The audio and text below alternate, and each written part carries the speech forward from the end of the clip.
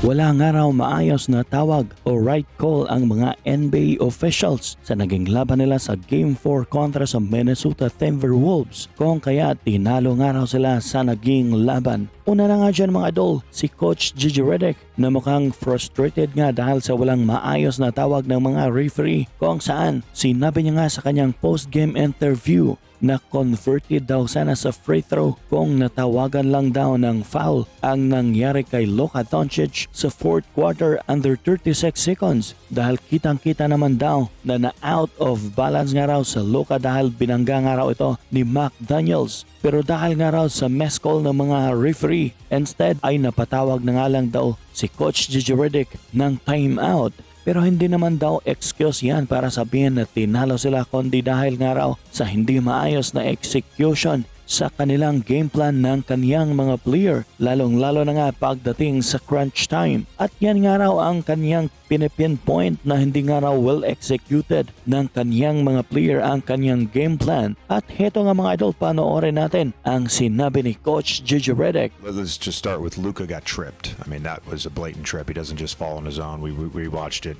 You know, he gets tripped. So we should have been at the free throw line.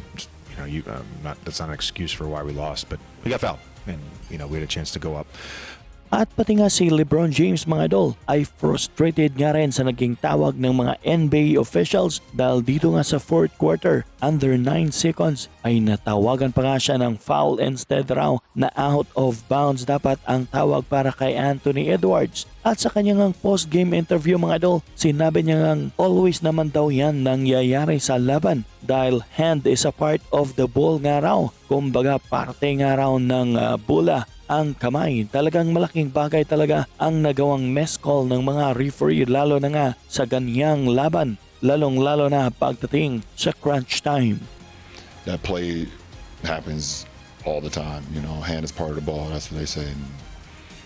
I feel like the hand was a part of that ball. I was able to get his hand on top of the ball stripped down and out on him. So dagdag pa nga ni LBJ mga idol na isa nga rin daw sa dahilan ng kanilang pagkatalo ay hirap nga raw sila sa opensa pagdating ng 4th quarter. Particularly siya nga raw mismo dahil wala nga siyang nagawang field goals sa last quarter ng naging laban. Dagdagan pa nga raw ng kanyang turnover sa inbound pass ng 4th quarter under 33 seconds. Anong masasabi niyo mga idol sa video natin ngayon? I-comment nyo lang sa baba ang inyong mga komento.